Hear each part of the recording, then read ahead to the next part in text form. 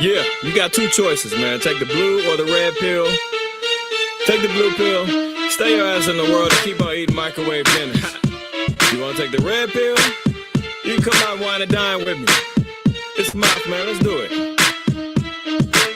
I got a Kevlar mind with Teflon rhymes, antidote to venomous minds that decline the truth. Trapped in a box, thoughts locked, programmed to be spooked. I'm on some lynch mob shit, bucky double programmed to shoot. And got some steel at the tip of my boots just to regulate. We can get it all night and more, just name the date. And don't hesitate, being a gangster ain't good if your thoughts is featherweight.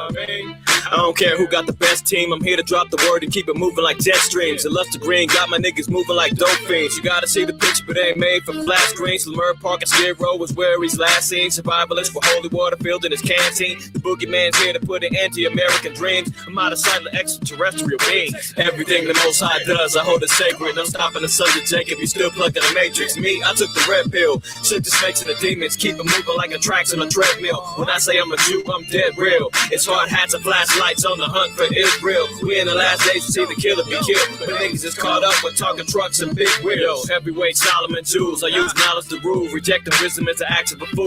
Christ is king, born to rule, let's take him to school.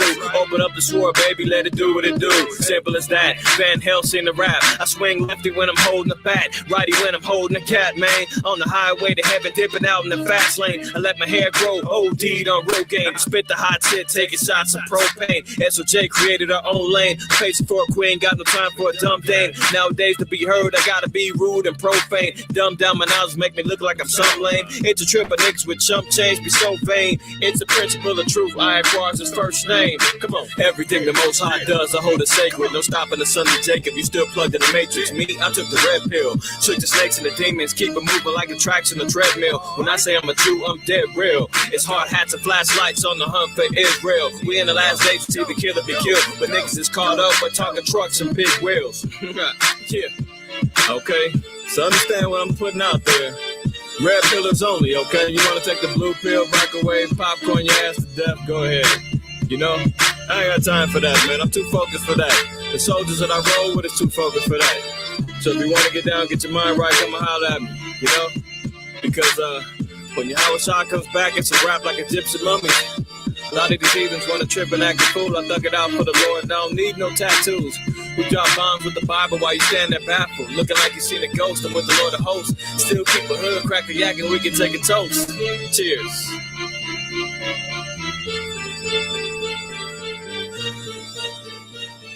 Cheers, cheers, cheers, cheers. All praise, honor, glory to the Most High. Yahweh Shah, it's your brother IQAhmath. I acquire first name. IQ is all the same. Shabbat shalom to my family that's in the house, man. Welcome back to another episode of DSTM. Don't shoot the messenger. Listen, man, I want to salute all the saints that's in here that's been supporting. All praise to the Most High. Appreciate all of y'all. Hold on, let me hide that. Let's get right to it. Like, look. Hadessa, that's your brother. I told you when I seen you at the new moon. You gotta be listen to me at the beginning. That's some old some old archive stuff. All right, all praise to the Most High. Negative, my sister. Negative, my sister. That's me. When I laid that, Mac was probably like 3 or 4 years old. I did that. That was probably 2006. Yeah. Mac was in first grade or something like that. We laid the pathway for him to do what he's doing. All praise to the Most High. Mac is super talented. Shout out to my brother. But nonetheless, I'm gonna give all praise, honor, glory to the Most High. Here we go. All right. You said the video is grainy. Is it grainy for anybody else? Yeah, my man Lahab, he know. He know. All praises. Let me check my screen. That look all right to me. All right. If anybody else is having any video problems, we good now? Okay. All right. Praise it. Cool. All right. So look, some of y'all may have not been privy to the lesson I did last Sunday for New Moon. The views are super low. Probably the notification didn't go out. Whatever. Doesn't matter. But in that same lesson, I talked about the apotheosis. If you don't know what that is, you need to go back and check that video out regarding the so-called founding fathers and their Masonic secrets. But in that same video, I gave an update after last week's DSTM regarding what went down with the war, right? And they were saying, Trump was saying on his birthday they was going to sign a peace deal, everything was good. They was plastering it all over the news. He was so accomplished, chest out. He was, I did it. I got it done. Straits opening up immediately. Stock markets, they was ready to get busy, Monday, Tuesday, they was ready to, happy days are here again, tap dancing up all up and down Wall Street. The nations are all saying, wow, he did it. And I said, what, Sunday? I said, I believe it when I see it. Because we know he done lied 39 times already saying the peace deal is done. We know that he's already put his foot in his mouth a number of different times. We know that he loves the tacos. Every Tuesday, he's always checking in out and always saying, and we're going back. Also cover the fact that Israel, not the nation of Israel, the Israelis, the GMO small hat mutated creatures over there occupying our land, squatting in our land. Yeah, those people continued on with their bombing in Lebanon, sabotaging the peace deal as usual. And I said, hey, can we be surprised? They always do this. Lo and behold, here we go. Leading up to this week, do we have a peace deal? Is everything good now? Is the oil flowing? Remember he said that? Let the oil flow. The strait is open already. Are we back to that now?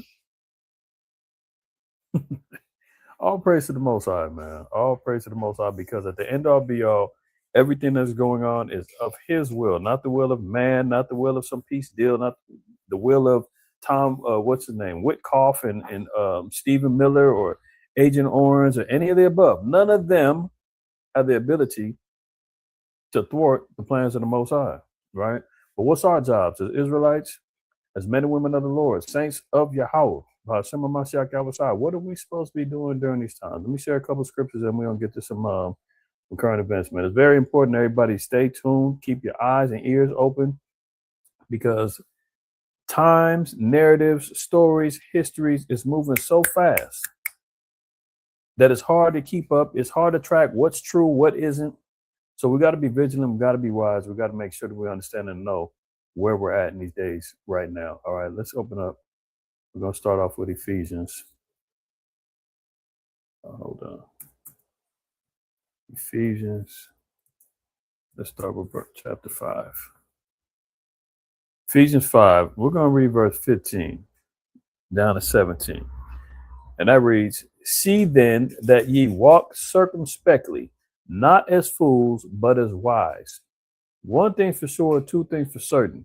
The world, the so-called white man, our oppressors, the nations, they continually see us as fools. Case in point, there was just a quote-unquote mass shooting yesterday on so-called Juneteenth, the day that the so-called slavery ended in Texas and liberation and civil authorities was given back to the so-called black man.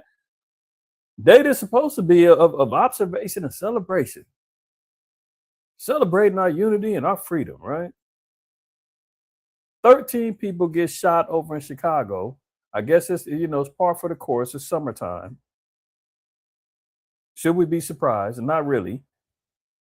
But when the nation see this, they just say, look, there they go again. Niggas acting up again. Matter of fact, let me get another, let me get one more precept on that.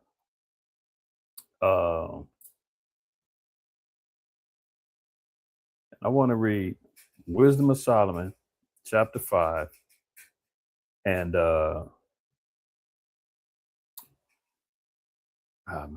All right, I'm going to just try to get to the point. All right, I'm going to start at verse 1, and I'm going to read down to verse 4. It says, then shall the righteous man stand in great boldness before the face of such as have afflicted him and made no account of his labors. Let me ask you something, man. If we're talking about salvation for the Gentiles and all this, and righteousness can be found within the nations, at what point in time are they going to be standing in front? Who's afflicting them? Who's afflicting the so-called white man? Who's afflicting the Moabites? Who's afflicting Ham? Who's what? No, this is a exclusive privilege for the righteous of the Most High God's people who have been afflicted. That's part of Isaiah 61 and part of the gospel, declaring liberty to the captives. This is something that everybody cannot relate to, cannot, boast and gloat and have the patience to wait for this particular moment. This is part of that salvation, is to be able to stand in great boldness in the face of those that have afflicted us. To say, no more boss, no more massa, no more none of that. No more yes, sir, yes, ma'am, none of that. No more being nervous when you're driving in your car. You've got license, registration, the whole nine. And as soon as a cop pulls behind you, you're constantly looking in your rearview mirror, sitting up straight, both hands on the wheel, making sure that your damn seatbelt is strapped in, because you don't know that you might possibly get pulled over, get framed, get harassed, get beat, maybe unalived for nothing, just for harassment. So the days that those fearful times and moments and precautionary moments that we always have to, do, everything could be legit and you still are nervous. The Lord said the day is going to come when you can stand in the face of all them that afflict you and say, man, Yahweh Shemashai is on my side. Vengeance is his, right? We're going to see the downfall of our enemies. You'll be able to stand up in that moment, Lord willing. Now it says we're going to stand in great boldness before the face of such as afflicted him and made no account of his labors. We proudly continually want to be acknowledged for the things that we bring to the table, for the inventions, for the justices that we done. Look, there was two brothers, man, that just stopped a quote unquote mass shooting in a supermarket in Las Vegas, and they've yet to still receive any sort of national accolades. Local news only. Move on. Two brothers, man, took down a deranged, Lil 10 Tribe Cat, man, that had a jealous rage over his wife. Went in there and shot her, and I think the dude, if I can remember the story right, shot the dude she was with, and then proceeded to look to the rest of the store. And the brother jumped in and said, hey, man, my kids and my family said, I got to do something. Brother ran over and rushed him, and another brother jumped in, man. They put the beats on him until the police came. Are their labors being accounted for? Or are they too busy glorifying and talking about, oh, Chicago, the other mass shooting, 13 niggas got shot. Oh, yeah, the zombie apocalypse over there in Philly. We're constantly seeing everything bad that our people are doing, right? As soon as we get this talking about, hey, we built this country. Hey, what about slavery? What about oppression? What about dogs, lynching, hangings, burning? Oh, leave that in the past. You guys can't keep dwelling on that. Oh, we can't keep talking about, look, Benjamin Banneker created the whole blueprint for Washington, D.C., the Pentagon, the White House. I mean, all of those things, right? Black man. Same one that created the invention for the stoplight, where everybody's utilizing that right now. Does he get the glory that he should be receiving? No. But Trump can go expand on and get a ballroom. He's getting glorified over that $300 million to get the ballroom done, setting up bread and circuses of MMA matches on the lawn and all that. But that wouldn't even been in existence. They wouldn't have been able to do any of that if it wasn't for a black man. But the labors aren't accounted for. All the homeopathic and natural medicines that the Native Americans and Hispanics and so-called black folks came up with. Now there's this big old movement and everybody wants to be all homeopathic and naturalists and herbalists, and that all came from us. But what do? Wrap it up, seal it up in a package, put a patent on it. Oh, nature's way, owned by the white man, owned by the... You dig what I'm saying? Make no accounts of our labors. Continuing on, it says, when they see it, they shall be troubled with fear and shall be amazed at the strangeness of his salvation, so far beyond all that they look for. Look, how strange can it be to say, you know what, salvation is only for blacks, Native Americans, and Hispanics? Christians are fighting tooth and nail to say, no, that's amazing, that's strange, that can't be it. Not my God, not my Jesus, not the one that loves everybody, not the one who came and died for the world. That can't be. That's too strange. No, yeah, you're definitely going to be troubled with terrible fear when that becomes the truth. That's what makes this so special. That's what makes this so different. Is that the knowledge and the wisdom and the understanding of salvation that comes biblically, that's been revealed to the men of Israel and to the women of Israel and to the children of Israel, blacks, Native Americans, and Hispanics, man. Yeah, it does sound strange. But what about the white man? What about them? Oh, there's roles for them, but they dang sure ain't getting the salvation that's been promised to the children of Israel.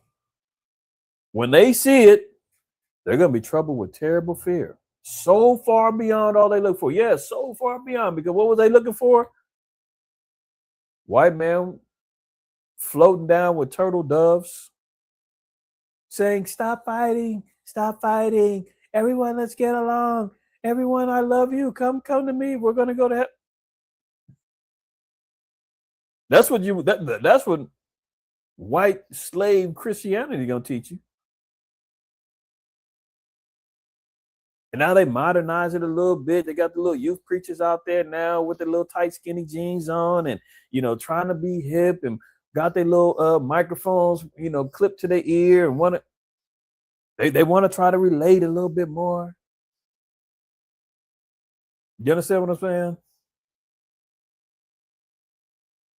So far beyond what they was looking for. They was looking for everybody holding hands and, the devil being bound and persecuted for 1,000. That they have no idea what's coming. Verse 3, and they repenting and groaning for anguish of spirit shall say within themselves, this was he whom we had sometimes in derision and a proverb of reproach. What? Them spicks? Injun Joe that's over there on the reservation drunk off his ass? Pardon me, this ain't Friday Night Lights, but ass is in the Bible. That he's the one, they're the one. LaTanya, single mama with 5 kids, who's been struggling all her life, when she repented and all of a sudden she started to wear fringes, got her kids in the law. We thought she was nothing but a hood rat all this time. Oh, now all of a sudden she's the one. Baby Lowdown, they used to be gangbanging and shooting up everybody and selling dope, and he's repentant. He's now of the children of the Lord. What? These same people who we thought was nothing but servants, slaves, handmaids, and dumbed down, knuckle dragging, ignorant people that we can constantly manipulate and fool and trick. We had them in derision. A proverb of reproach. We fools account of his life madness and his end to be without honor. Yeah, of course. They're going to say, man, they ain't got nothing coming. That's why we can talk about, Chicago, 2013 people shot dead. Oh, you got another shooting, man. 210 Tribe, a couple, domestic violence, just got shooting and killed out in Pomona out here. And they chased a dude down out to Lancaster and arrested him. We're constantly on the news for some foolishness. They're going to say, how are they, their life is madness. Project slums, ghettos, barrios, shanty towns, that's where their life is. Eating mud cookies over there in Haiti. What are you talking about? They're the children of the Lord? No way. Salvation for them? How is he numbered among the children of the Most High and his lot among the saints? It's going to be unbelievable. They're not going to believe what they're going to see. You understand? Now let's double back. Verse 15 of Ephesians chapter 5, it says, see then that ye walk circumspectly, not as fools, but as wise. So we can't give them reasons to continually look at us as foolish, but we have to be wise in our walk. And circumspect, what does that mean? Circumspect, literally looking on all sides. So when you tune in here to DSTM and you support the work and the spirit of the Most High and endow me with to present and get information and research and share, and some stuff we might have kindred understandings about, particular current events and things that's going on. Y'all help me remember stuff sometimes. But it's because I'm looking on all sides. I'm not biased. If something is wrong, that ain't looking right, or something ain't right, and people be sending me stuff and be like, no, that's false, man. Hey, no, that's AI. Yeah, I saw that already. No, I looked into that. Oh, damn, I didn't see that. Yeah, good looking out. I'm gonna use that. Okay, cool. But looking at all sides, man, we have to be, what do they call it? A jack of all trades, what is it called? A master of none? What is it? Jack of all trades and a master of none? I forgot what that old saying is. But you know what I'm talking about. Looking at all sides. Proverbs 21:12 says, a wise man is going to look into the house of the wicked. Paraphrasing. Looking at all sides, looking around, being prudent, watchful on all sides, examining carefully all the circumstances. You understand? That's when we're talking about prophecy, judgment, history. Examining carefully all the circumstances. What are the variables that we're facing right now as a people, man? As a watchman that the Lord has employed wisdom and understanding to the men of the most, we're supposed to be looking into things so that we can safeguard our people. So you can safeguard your household. You can safeguard yourself if you're single. Carefully examining all the circumstances that may affect the determination. Do you understand that? How it could affect things moving forward. I know some of our people say, man, that ain't my thing. Man, current event, I don't like looking at that. Everything's just so dark. Everything's just so bad news. Everything. I don't like that. I like to be happy. I need to be in a happy place. Listen, man, the times ain't happy. I'm sorry to spoil it for you. We have happy moments, absolutely. The Most High gives us bare minimum 5 times in a month, bare minimum, 5 times in a month to come together to celebrate, to observe, and to ceremonially give our honor, praise, and glory to the Most High. Why Yahweh Shai. Those are our happy moments, man. Those are the times we get married. We fellowship, we laugh, we play games, we do stuff. You know what I'm saying? We sip a little bit, we feast together. Most High say, yeah, I give you 5 times a month. Where else can you do that in the world? I mean, well, obviously in the world, man. If you're a damn party animal or drunk or whatever, you're going to the bar every other week or every other day, I should say. You're in the club every week. I mean, really, who's still going to clubs? Maybe I'm completely out of touch, man. But I mean, seriously. Everything going on in the world, if the damn Negro and Hispanic man got time to go to the damn club, man, you deserve that club blow up. Like, seriously. Where is our people's minds at? So, yeah, it's not all good, but the Most High gives us breaks in between plays so that we can recoup, recover, restore. You're going to get 4 Sabbaths a month and a new moon. That's 5 times minimum a month.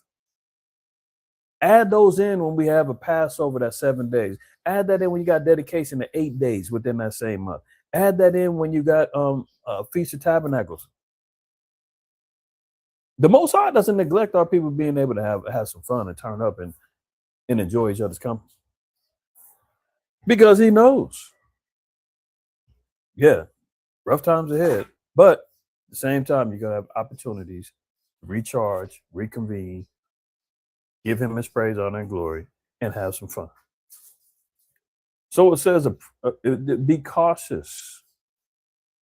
prudent, watchful on all sides, examining carefully all the circumstances that may affect the determination or a measure to be adopted. When you got to adjust, when you have to measure out, when you have to adopt or take on a different role in order to maintain, right?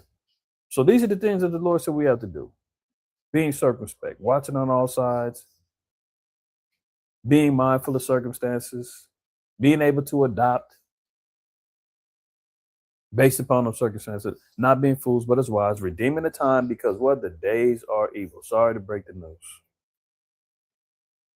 Redeeming the time. And you have to take back the time. You have to be cautious with your time. You have to be wise with your time. Wherefore, be ye not unwise, but understanding what the will of the Lord is. So the more that we understand the will of the Most High, the less that we fight trying to, well, why, God, why? Sometimes it just is what it is. You got to allow the Most High to operate.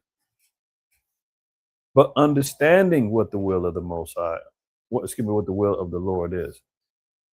How do we receive understanding? Let's look at Psalms 111 and 10.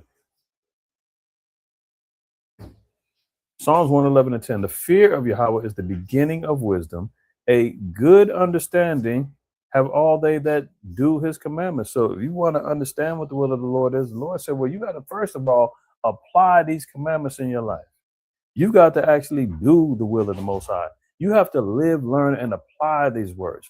Look, the time is being exposed now where the Most High is still sifting, still looking for that good fruit, still looking for the plenteous fruit that's ready to be replanted to get some more based upon the spirit of Pentecost, right? The time of the Israelites has been out there, man, looking for it as a place to convene, another place of a get together and hang out, a social group, with a little backing. This ain't some new Black Power movement. The people that come in with wrong understandings about what they're walking into, what they've been enlightened to, they're going to get weeded out. The ones who've been in it for the wrong reasons, you've been in it for the money, you've been in it for the exploitation of your people, you've been in it because you had a failed music career in the world, and next thing you know, you got all this love and support because people in Israel, we love to support our people, man. If you're singing about the Most High, rapping about the Most High, oh, you're going to get some support. Oh, now I'm a superstar over here in Israel. And then when that runs dry, you start blaming the community. Oh, they don't support, man. Israel's haters. Oh, I'm out of here. But you was in it for the wrong reason from the beginning. You're in it for the clout. You want the views. You want the adoration. You want the followers. You want that's not it. The fear of the Lord is the beginning of wisdom. A good understanding have all they that do his commandments. His praise endure forever. So the understanding is only going to come via keeping the commandments of the Most High. Now he said, you got to understand what the will of the Lord is. So all this madness has been going on in the world that we're seeing, oh, Trump, well, we got the peace deal. Oh, yeah. No. He doesn't understand what the will of the Lord is. The Lord already said, look, I've already shot the arrow. Who's going to turn it back? I've already set forth the plague. Who's going to try to cure it all? No, it's not happening.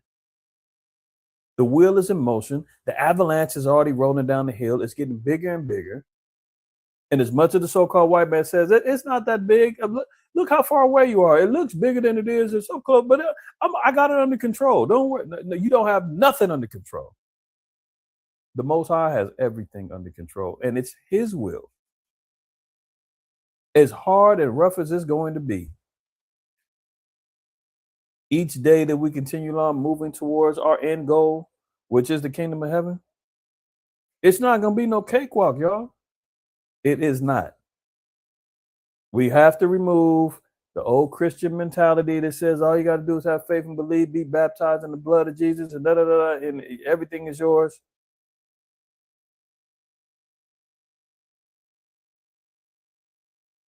That's out. We're talking about Jacob's trouble. You're talking about affliction, oppression. You're talking about things that's going to be challenging. What's the old saying? Anything that's worth having is worth fighting for. Like, look, it all depends. How bad do we want the kingdom? How bad do we want to be the ones that stand in the face of all those who have afflicted us, and throw up giant middle fingers and say, yeah, we did it. Sword, please. You're out of here. It's our turn.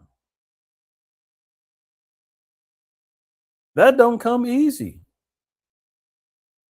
You've been struggling with depression and anxiety and health issues and all that. How bad do you want it to say, I want to be relieved of all of these things? No more tears. No more sunken place. No more afflictions in the body. No more strife with my brother and my sister. Now, how bad do we really want those goals to be accomplished? We're only going to get it that way. The striving and the mastery for, brotherhood and sisterhood, man, and total unification in our nation, that takes work. That ain't just going to come by you putting up a damn picture of Caesar Borgia in your house and lighting candles with Mary on there and posting around. And it don't come that way. So that's what we're facing. Let me get a couple more. Let's look at Job 28. Job 28, verse 28. And unto man, he said, behold, the fear of the Lord, that is wisdom. So again, here we go. A lot of our people don't fear the Most High enough. And then you wonder why they're out here making foolish and careless decisions out there in their life. They're not backing it up with the fear of the Most High. Certain doctrines out there delete the fear of the Most High, and that's satanic. How can I say that? Because in Genesis 3, what was the thing that Satan did when he told Eve? When Eve said they couldn't eat of the tree of the knowledge of good and evil or will die, what did Satan do? He said, what? No, you can eat of, surely you can eat of the tree of the knowledge of good and evil. You won't die. He removed the judgment of the Most High. So anytime an individual tells you, let's get that real quick. See this? Genesis 3, verse 3 and 4. And if you want the full breakdown, I got the breakdown. I did it last year. And you can go online, you get the whole breakdown, chapter 3, right? So I'm not going to go all in depth. We're getting right to the point. Genesis 3, verse 3. But the fruit of the tree, which is in the midst of the garden, the Most High have said, ye shall not eat of it, neither shall ye touch it, lest ye die. So Eve tells Satan, no, we can't eat of that. We can't partake of that. We can't absorb this understanding, this knowledge. We're going to die if we do that. We're only supposed to know good. What did Satan say? And the serpent said unto the woman, ye shall not surely die. What? You're not going to die. What does Christianity say? We ain't got to keep those laws. We're under the grace of mercy. You keep the two greatest commandments. No man is perfect. What? You trying to tell me if I eat this pork, I'm going to die? I'm under the grace of God. You trying to tell me if I work on the Sabbath? Hey, the Sabbath was made for man, not vice versa. There's Israelites that teach that you can utilize the Sabbath for your service, for the service of man, to do what you need to do. What's the difference in telling the Christian man, hey, don't go out there and get your car washed? No, you can't go get your hair done, sis, on that day. Well, the Sabbath was made for man. This is my time. No, it's the Lord's time. Where you get that from? And that's what ends up happening. That's satanic and a heresy. When you remove the judgment of the Most High so that you can go out there and do what you want to do. There's Israelites that teach that too. Oh, that man, hey, look, 2/3 of Israel gonna come back in the kingdom. So what's stopping them from sinning then? If they figure I'm gonna be back anyway, I'm still gonna get the kingdom. Why keep the commandments now? I'm not gonna die. I'm gonna continue living forever. I'll be back. No, that's what happens. And you remove the fear of the Most High. Then you wonder why all these scandals and all this foolishness goes on in our nation, because wisdom isn't being applied. And why is no wisdom being applied? Because the fear of the Lord takes a back seat to what man wants to do, what woman wants to do. Oh, I'm sick and tired of my husband. I want a divorce. I want to build a divorce. I want to separate. Then you separate, then you go up and go find another man. Yeah, you know that's adultery, right? Oh, okay. You ain't got no damn bill of divorce. You only got separated because y'all are arguing too damn much because over finances. That does not give you the liberty to go out there and get another man and go get remarried, and now you done committed adultery. It does not give a man an excuse to say, well, we're separated. I'm gonna go out here and get my rocks off it. Now you out here fornicating with every other sister, trolling around on the damn internet on Hebrew Israelites and linkup.com or whatever the hell's going on. That used to trip me out when I used to hear about the Israelite dating sites on Facebook and all. I'm like, what? Who's regulating these relationships? Who's counseling these engagements? Then you wonder why there's so many marital issues going on in Israel. Trolling around, messaging each other on Instagram on the low. But who's regulating it? Oh, why? No, because the fear of the Lord is now missing. Because you feeling though I'm at liberty, I can do what I want to do. I'm all right, I got it. And then you ain't moving in wisdom. Your household gets rocked in with some scandal or some foolishness going on. You got a sister pregnant. You ain't told you why. Sister's over here messaging, brother over here, brother over there, and she trying to figure out, well, which one do I want?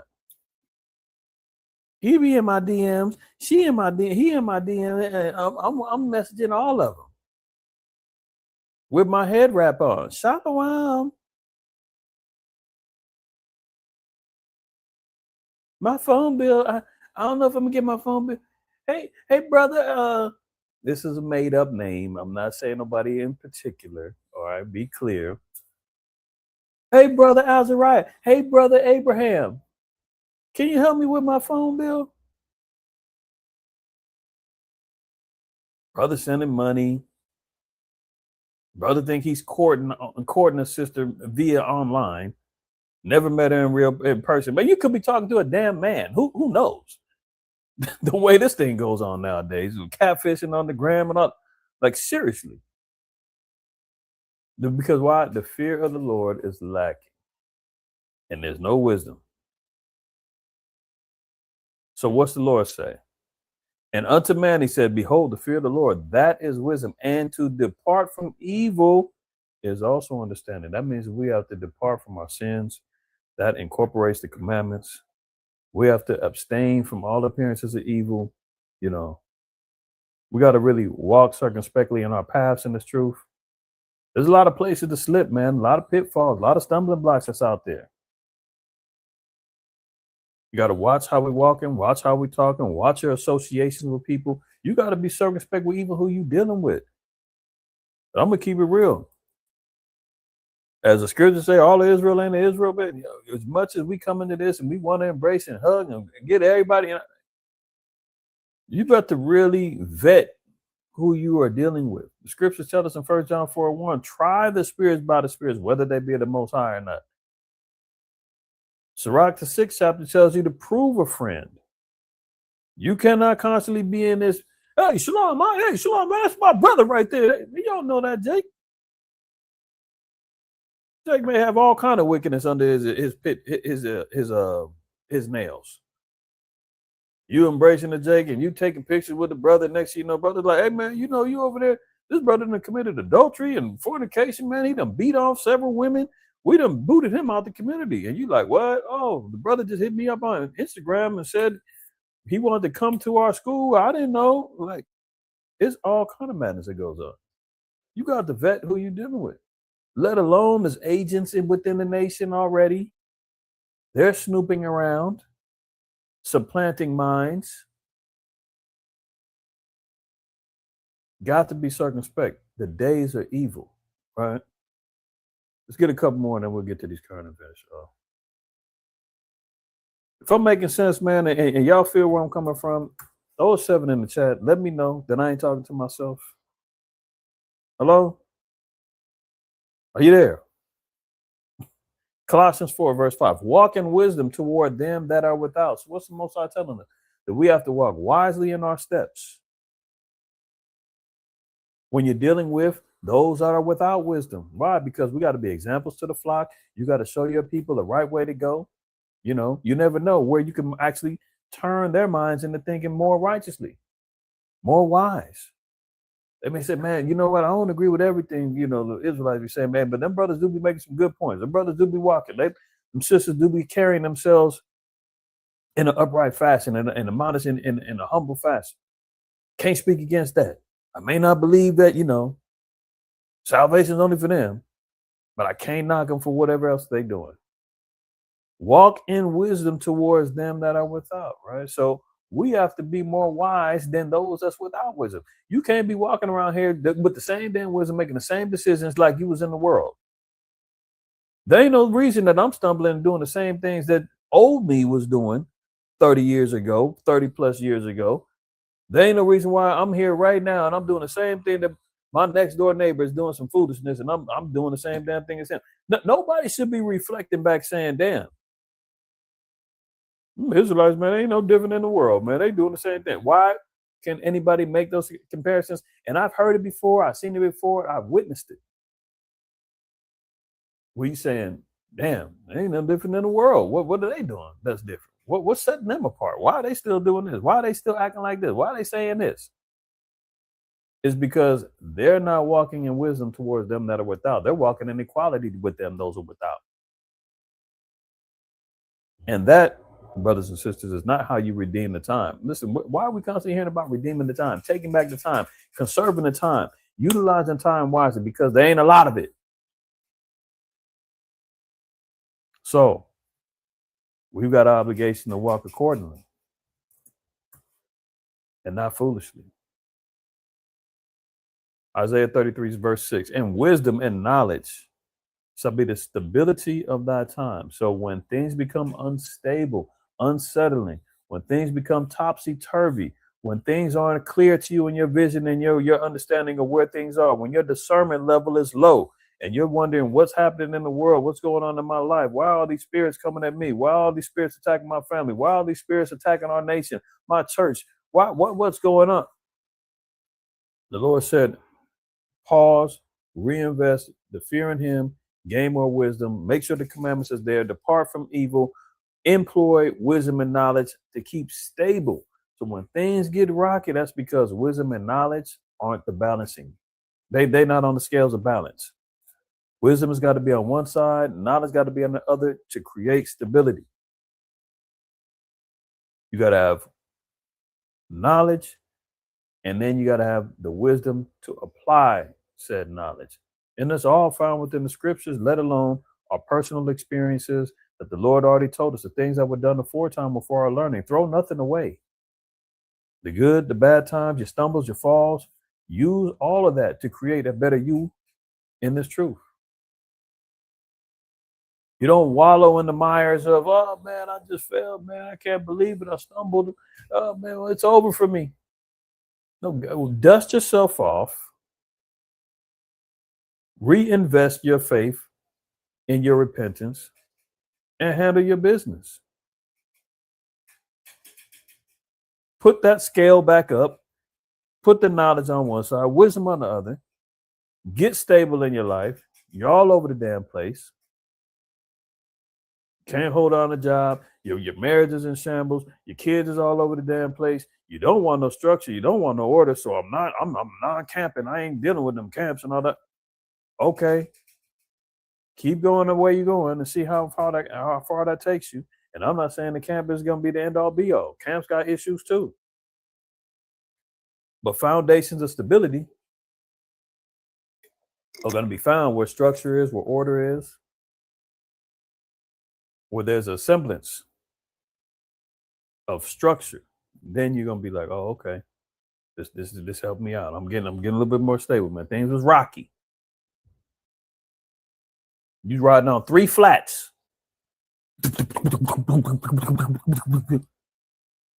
Before you stopped that car, you said, no, this ain't gonna work.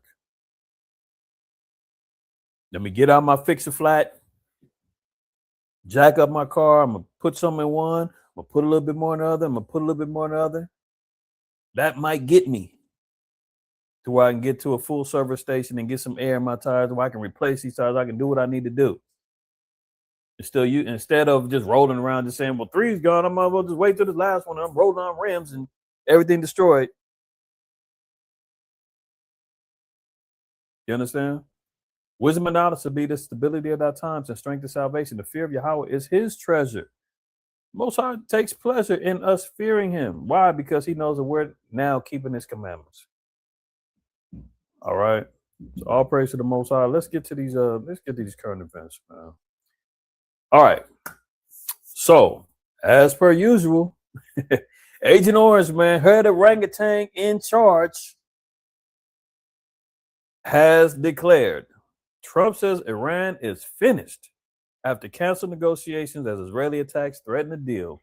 How tragic. This is as of yesterday, right? Remember they said, well, Friday we're going to sign a deal. We got the text done digitally. We got it still, Remember Sunday they were talking about the deal, but ain't nobody seen no paperwork. Nobody seen nothing, right? That's why I said, I'll see it when I believe it. Then they said, oh, well, we got the structure figured out. Everything started coming down to, oh, Iran's getting 300 billion. Oh, they got the control of the Strait of Hormuz. America's going to take down the blockade. Everything was in favor of Iran. And guess what? The little GMO mutants over there, they said, we got to make peace with Lebanon. No more bombing Lebanon. No more bombing Hezbollah. No. Bombs away. We got to sabotage this thing. And there they go. Slowly but surely, Agent Orange pops out and says, I don't agree with this. What are you doing? Now, all of a sudden, he didn't put a whole 360 now saying Iran is finished. After Iran retaliates. So all it took was, you got 6 days, man. Sunday they talking about signing the deal. It's all done. Oh, we got it in verbal agreements, but it'll be signed on Friday. Friday the 19th. They were supposed to get it all signed and sealed, man. What he pops out now and says differently. You had J.D. Vance come out and condemn Israel and say, look, we're the only ones in the world that support you, the only mega power in the world that supports you, and you need to start kissing Donald Trump's butt cheeks, instead of going against what he's saying and what's wrong with you guys and Trump pops out and says, hey, I'm the boss. You do what I say, BB, and I'm signing the deal and you're gonna go with it. And now I don't know if they troll and doing this for publicity or whatever, because how in the hell would he all of a sudden, within days, flip the script and then talk about how Iran is finished? How come the Israelis aren't finished? They're the ones who bombed and threatened the deal, right?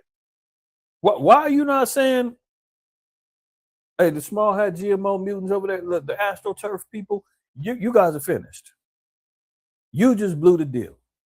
Why are they not doing that? I'm prone to believe, man, they going behind closed doors, man, and Trump is telling Netanyahu, hey, look, I'm going to go publicly. I'm going to make it sound like I'm condemning you. You know how we play. It's all for the show. Everybody thinks you're controlling me. We can't let them believe that.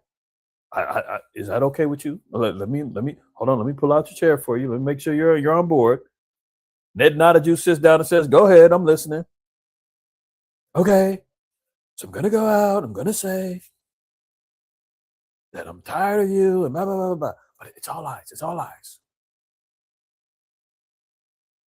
And then they double back. And now he says, oh, no, Iran is finished. Look at this. As Israeli attacks threaten the deal. Huh? Did it say Iranian attacks threaten the deal? Does that make sense? Am I talking to myself? Look, President Donald Trump warned Iran is, quote, finished and will, quote, get no money. No money. No money. I thought he said that they wasn't giving them no money anyway. Or the money wasn't part of the deal. Good Lord, man. This dude cannot tell the truth to save his life. Continuing on, out of the newly signed deal with the U.S., after the two sides canceled a meeting set for Friday in Switzerland, as the agreement appears fragile less than 48 hours after it was signed. How fast is that? Look, Christ even told us the times will be cut short for the elect's sake. Then he says what? And mind you, it wasn't even no damn peace deal. That, they was running the headlines. Peace deal done. The war is over. Yay! After whatever 100 some odd days. And meanwhile, it was never a peace deal. It was a quote ceasefire for 60 days so that they could talk more on the particulars about the depleted uranium and the nuclear capabilities that Iran would have or not have. So all it was a deal to extend for 60 more days. But he runs out there on his birthday and, oh, guess what? I got the deal finished and let's play. Get and that damn WrestleMania. I'm looking, brother said WrestleMania. Absolutely. UFC match that they had at the damn White House, they said was flooded with damn bugs and the rednecks was over there fighting each other and all of that. In the crowd, it was a damn show, as they call it.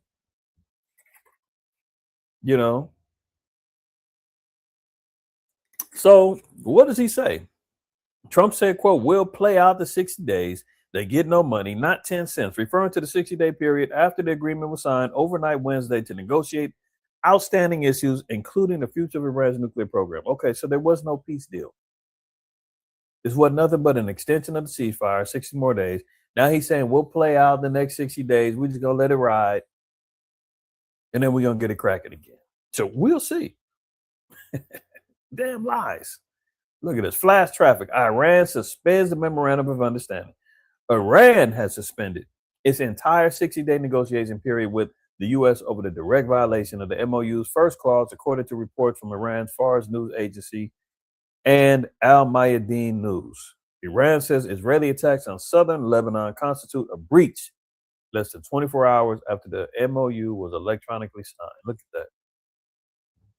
Now, remember, even Trump said on his Truth Social, oh, we can't trust the Iranians. They're very bad people to negotiate with, blah, blah, blah. Iran says the same thing. The great Satan, we can't trust them, blah. Look, and what we always, the Most High always been told us, never trust our enemy.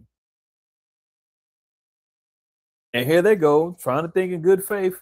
Hey, man, maybe he's serious. We'll sign a little deal. Maybe we'll.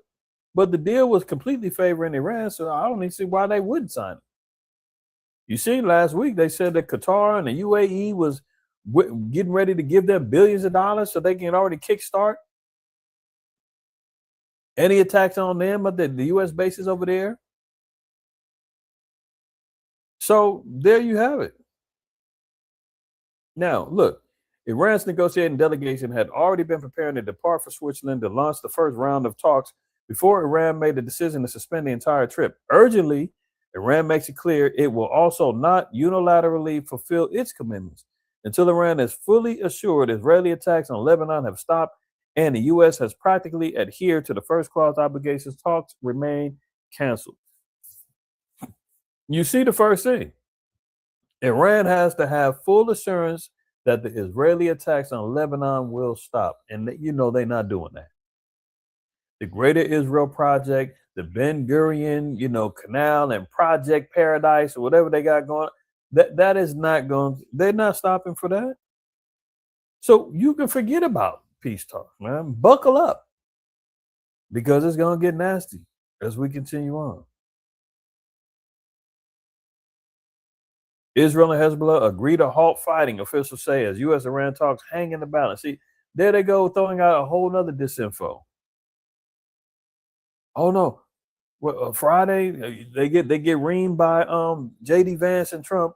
Now they say, okay, let's come to a peace deal so that maybe let's come to a little ceasefire so that we can get the ceasefire deal done between Iran and the U.S. So are they stopped fighting? Is the talks back on or not? No, they damn talks ain't back on. They just be throwing this foolishness out there, acting as if, oh, Israel is finally bowing down to America. They ain't bowing down to nothing, man. That's out. Israel and the Iranian-backed Hezbollah militant group agreed Friday to halt the heavy fighting in southern Lebanon that had threatened to unravel an interim agreement between the United States and Iran to end the war. Officials said neither Israel nor Hezbollah immediately confirmed the truce. There you go. Where are they getting this story from? You see what I'm saying? They're saying Israel and the Iranian-backed Hezbollah, they stopped the fight. While they're waiting for this interim agreement to get to end the war, is going down. Then they say neither Israel or Hezbollah confirmed any of this.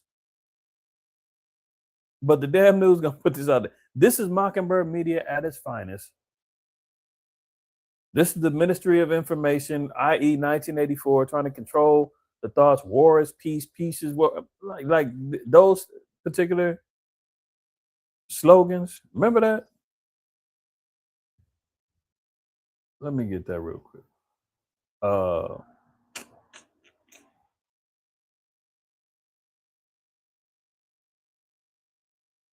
1984, Ministry of Truth.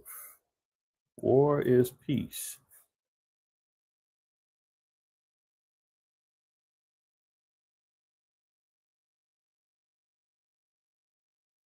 This is part of the.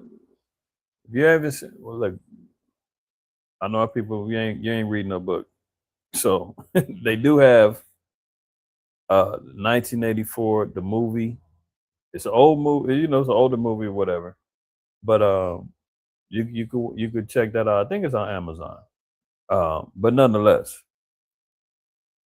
the Ministry of Truth is basically like the mouthpiece of the controlling dictatorship government, right? It's the propaganda machine, it's the news, whatever. These are the slogans that they were promoting and pushing on the people, and the people had to abide by these things, or they'll be found in sedition and get put to death. Now, very similar to the movie They Live. Anybody ain't seen They Live? That's a good movie. Yeah, it's got Rowdy Piper and all that, and it's a little old school, corny, graphics and all that. But don't get caught up on that. Look at the message. The woke ones had to put the glasses on.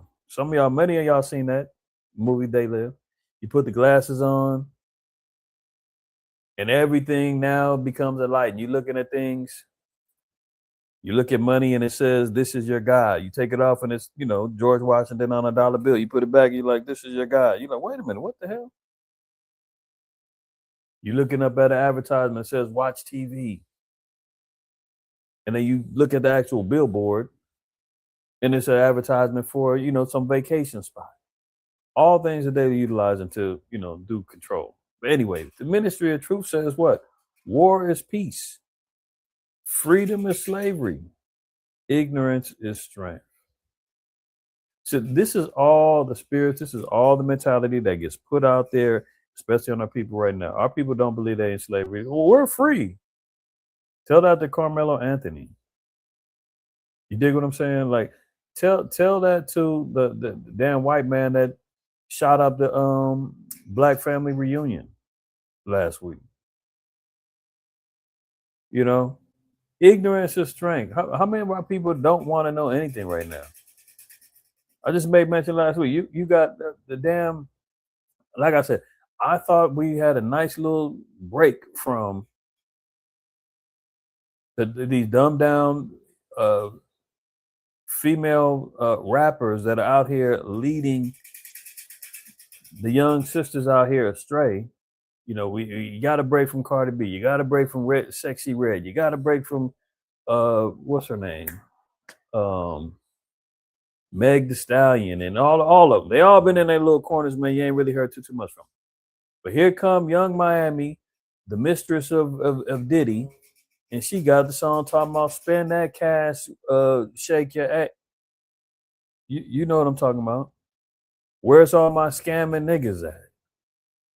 Where's my boosting bees at? Stealing stuff in your purses. And where's the scamming niggas at getting money and spend 5, 10, 50s, and 20s? Huh?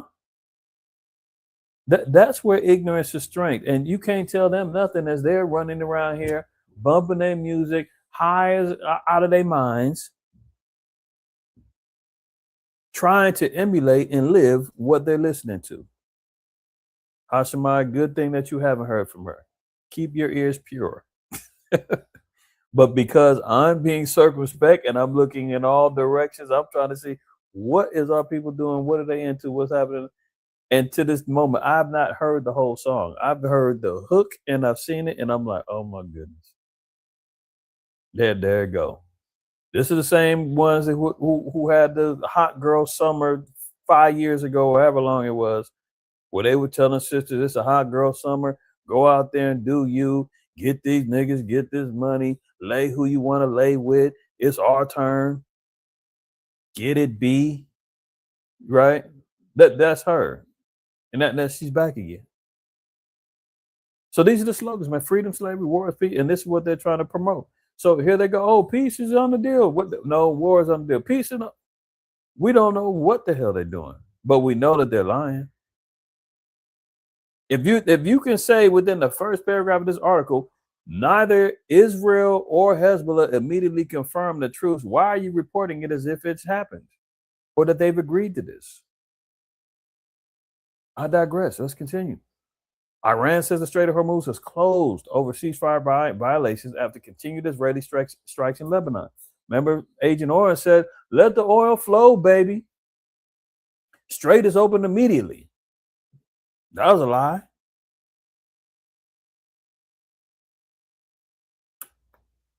So what do we see? Iran, IRGC got full control of the strait again. Expect the the gas prices to boost back up again. Expect the food prices to stay where they're at and accelerate. Expect to increase famine. At least, quote unquote, for another 60 days, according to Agent Orange. But he's already said they're finished. We're just going to play out these 60 days and then let the chips fall where they may. And over them 60 days, you're going to see the small hats going to act a fool. I would not be surprised if they do, find a way to insert a Black Swan event in order to really get things ramped up. If he's already declaring they're finished, we're just going to play this out, during this 60 days, they're going to need some incentive to turn up the heat and go crazy because they're not going to go without this oil. Look at this. We're talking about $500, $600, $700 million a day. It's a lot of money. A lot of money. That's why the world is okay. It's liquid. It's fine. Also, we run out of reserves in about 4 weeks. There are reserves all over the world. And did you hear that? Hold on. Agent Orange said we'll run out of reserves in 4 weeks.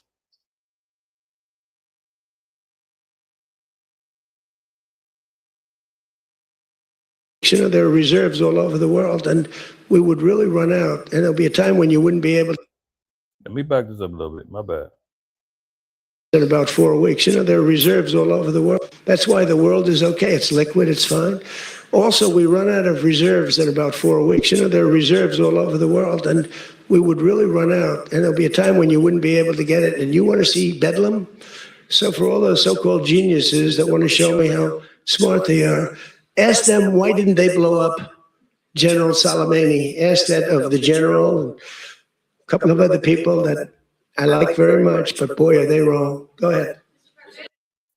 So he's gloating. He said, look, we got 4 weeks of reserves left. And if that runs dry, you want to see bedlam, meaning you want to see hell on earth? When the energy prices skyrocket, the agricultural business, the agriculture and farm businesses completely suffer and break down. You want to see the lack of imports, exports, and shipping shut down.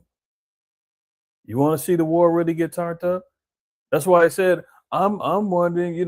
That's why I had to go bomb Soleimani. That was a little Iranian. I think it was a general that he had bombed under his first campaign,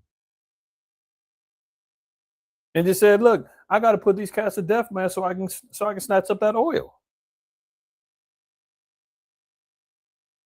So he's saying, "Look, if we don't do this, we're in trouble." So that's why he's saying we'll play the 60 days out, but they're finished. They ain't getting no money. Look, you're holding $300 billion of my money. You tell me you dead on that, man. You ain't gonna see 1 cent of it. What? And you done killed my relatives and top generals and all that. I'm just supposed to sit back and just say, damn, I guess we might as well write off our money. I guess we're never gonna get revenge for our loved ones. He got it. You think Iran's gonna do that, man? They ain't did that in centuries. Why would they do that now? Continued on. Now he says, if you want to see Bedlam, now look, according to 2 Ezra 9:2, we read it all the time about earthquakes and uprisings of the people in the world. Bolivia, they've been having riots and unrest for 50 days now because of fuel and food shortages. It's famine down there right now. South America.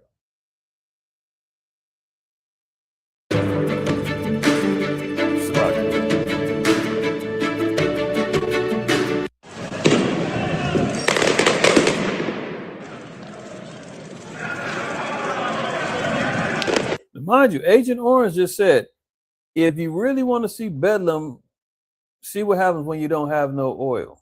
When you don't have, this is it. This is what America is coming to America, not Eddie Murphy. This was coming to South America, Central America, more countries, globally. He said, oh, you want to see Bedlam? Oh, well, you ain't got to see, you can see it right now. Y ya estábamos a punto de una emergencia. We are on the brink of an emergency in terms of famine. There are people who, with the price rises and the shortages, the poorest cannot get absolutely anything. That is a reality, and we find ourselves in an atmosphere of tension where we citizens want peace, calm, and most importantly, that whoever breaks the law be punished. That is what we Bolivians want. Eso es lo que los bolivianos queremos.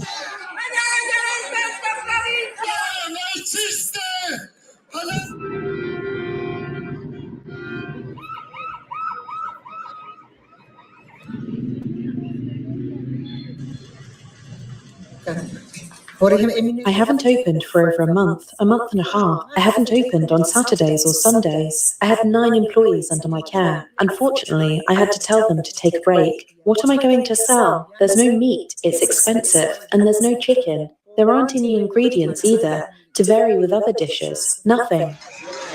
So do you hear that? The sister said her restaurant has been shut down for over a month. There's no meat. There's no ingredients to mix up a little, some other little dish to get something else to sell. She can't hire her employees, told them to take a break. The food that is there is too expensive. See, that's why I always make mention. Not only will there be a literal famine where there's a scarcity of food, but because food is so scarce, the food that is there, the food that is available is going to be too expensive for you, me, and anybody else to get this money. You understand? That's what's coming down the pipeline. 2 Ezra 16 covers up much of this. Yahweh told us there's going to be famines and pestilences in these last days, but he said, but that's not the end. He said these things must come to pass. That's where the fear of the Lord comes in, because it's like, man, that's not even scraping the surface. Like that you would think this is it. Look, he told us, but the end is not yet. Let's get that real quick. Matthew 24. Verse 6, and ye shall hear of wars and rumors of wars. See that ye be not troubled. So we're at that stage right now, right? That seal's been broken open. We're seeing the wars, rumors of wars, man. The rider on the red horse, he's coming through, seeking death and destruction. For all these things must come to pass, but the end is not yet. It said all these things, they got to come to pass, but it's not over yet. For nation shall rise against nation and kingdom against kingdom, and there shall be famines and pestilences and earthquakes in diverse places. All these are the beginning. No, the end. No, the beginning of sorrows. Interesting. Look at this. A growing number of foreign leaders have had it with Trump. Get in line. Get in line. But that goes along with, as we've been covering, Jeremiah 50, Jeremiah 51, Obadiah in the first chapter, Revelation 17, Revelation 18, Revelation 16, all of the prophetic scriptures regarding the daughter of Babylon accumulating enemies. Those are the 10 horns. Those that were in league with them are all going to turn on them. Thank the Most High for Donald J. Trump, man, because he's fulfilling these prophecies. Even if it doesn't all go down under his watch, he's already created the climate that would allow those prophecies to be fulfilled, that America now becomes enemy number one of the world. And the men of Israel who've been prophesying and talking about the downfall of America, America's Babylon, everybody hates America, America gonna be destroyed, blah, blah, blah. Now we're being vindicated. Now we can puff our chest out a little bit and say, see, told you, now you on board. Now you get it. Growing number of foreign leaders have had it with Trump. Italian Prime Minister Giorgia Meloni could have denied Trump's claim that she begged them to take a photo together and left it at that. Instead, she went much further. She posted a video on X Friday that made a show of standing up to Trump and linked the episode to his ill treatment of allies. Yeah, he's been taking a dump on the EU and NATO for a minute now. She's the prime minister of Italy, and he said, yeah, she begged me for a picture, and she was like, what? That's a complete lie. Why would you do that? Why would you just... He's a master troll. I mean, he just says stuff just to go viral. He's possessed. Straight demon. Look at this. I can only say that it's a shame he doesn't have the same determination with the enemies of the West, with the enemies of the United States, with leaderships with which he insisted appears much more accommodating, right? It was a broadside, and not just from any leader. This is a right-wing leader that some have compared to Trump. So, he went out there and trolled her and tripped on her. Now all of the European Union leaders are getting behind her like, yeah, this dude is tripping. He was talking, it's about us. Oh, yeah, he was talking about us, about us too, man. F America. That's the common thread. That's the common saying. Look at it. How Trump's Operation Epic Disaster turned the world against America. Oh, so when the Israelites said, oh, we're just a hate group, you don't like being here, get out. Oh, how dare you? This is insurrection type verbal speech that y'all talking about. Arrest them. Sedition. No, we're just saying what stating the obvious, man. Look in the mirror. The world is turning against America, man. This is why you see and understand the nations in particular. Jeremiah 50 and 51 going into the destruction of this place. Game changer, too soon to tell, but Ukraine flexed in striking Moscow. So it's almost like, man, Zelensky is jealous of the attention that is happening in the Middle East, and he wants to gain some more attention and get some more favor with NATO and the EU. Because wasn't it like 2 months ago, or maybe a month ago, I just had an article. He was talking about he was ready to talk peace with Putin, but he wanted to bring the EU leaders with him so they can, they can guide his speech and make sure he don't. Remember that?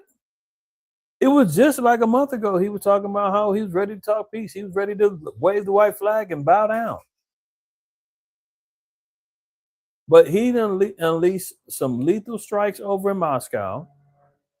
Russia now says they're going to vow massive retaliation after Moscow got hit. So that war is completely backlit. Look at this. Zelensky said, if Ukraine burns, Moscow burns. Last night, he meant it. 9 miles from the Kremlin, the sky went black. And this Scripps News seems like it's a pro-Ukrainian, newscast, but you gotta watch what they say in this. Watch this. The Moscow oil refinery, one of Russia's largest, supplying more than a third of the capital's fuel, burning. Russia says its air defenses downed 555 Ukrainian drones overnight, nearly 200 approaching Moscow alone. They stopped most of them, not all. 4 Moscow airports shut down, not because of weather. In the suburbs southeast of Moscow, teenagers grabbed their phones. What they posted, compiled by Russian opposition channel TV Rain, wasn't propaganda. It wasn't defiance. It was something rare in Russia right now. It was shock, awe, fear. These kids grew up with this war on television.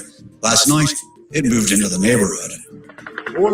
Ukraine called this retaliation for Russia's missile strike on the Kiev-Pechersk Lavra, the ancient monastery complex, the spiritual heart of Orthodox Ukraine. President Zelensky, after arriving in Brussels for talks with NATO ministers and EU leaders, again referred to these Ukrainian attacks on the Russian motherland as sanctions and offered a new maxim. So notice who he had to meet with to clear and make sure that his actions was okay or gets the green light. So he meets with the EU and NATO. They tell him, get busy. We got your back. We've been pulling together our defense funds. We're going to fund it. We're going to make sure you're still good because they want Russia to be taken down. They're just using them as a proxy, man. They're basically hand up the rectum of him, puppeteering him, making sure that he goes out there, man, and tries to weaken Russia so that the threat of Russia, launching and lighting up Europe is weakened. So after he goes hollers at them, then he goes out there and does all this. Because remember, a month and some change ago, he was just talking about, I want peace. They said, no peace. You get back out there. If Ukraine burns, then Moscow will burn as well. So that's still going down. Look at this. Now, everybody's seeing this too. What a week. What a week. The big old UFC fight at the Freedom 250 event, and guess what ended up happening? FBI arrests 5 people in connection with the drone attack plot against the White House. How ironic. How ironic.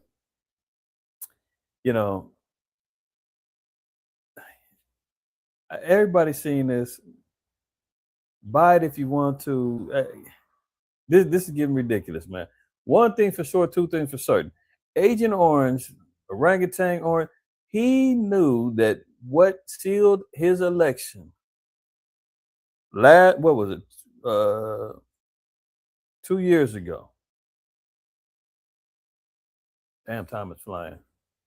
Yeah, because he's in his second term. He got elected 2024. Remember that summer?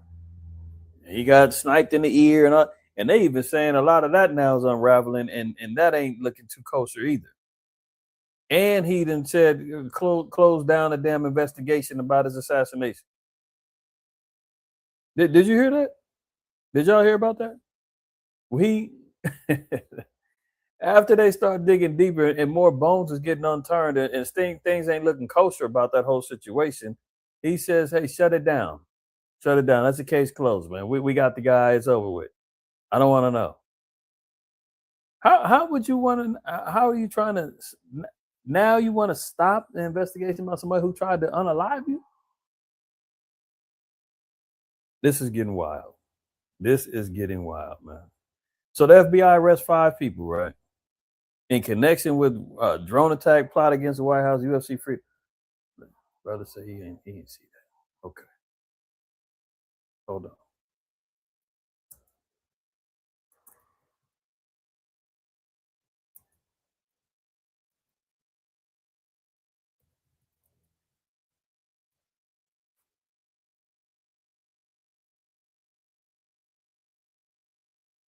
Look, AI is gonna say he didn't do it, but where they getting that from? The U.S. House of Representatives. We ain't trusting that, right?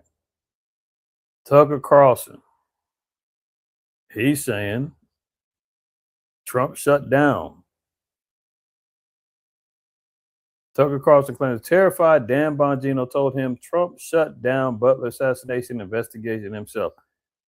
Dan Bongino was the second in command of the FBI at the time, under Kash Patel. Now, this is a quote-unquote claim. He claimed the terrified and hysterical Dan Bongino told him President Donald Trump was the one who shut down an investigation into an assassination attempt in Butler, Pennsylvania, a notion Bongino is already denying. This is the same guy, man. Him and Kash Patel was going crazy before they got elected and got appointed to the FBI, heads of FBI. They said that, oh, Epstein files, we're going to expose all this, blah, blah, blah, blah, blah.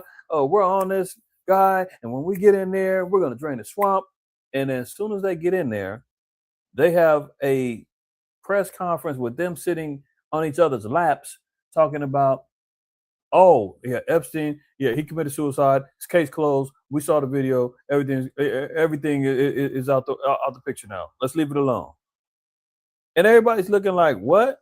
You guys said that you're going to do a deep investigation. You're going to expose everything. You wasn't saying that before y'all got in them seats. Now all of a sudden it's, Epstein was clean. Huh?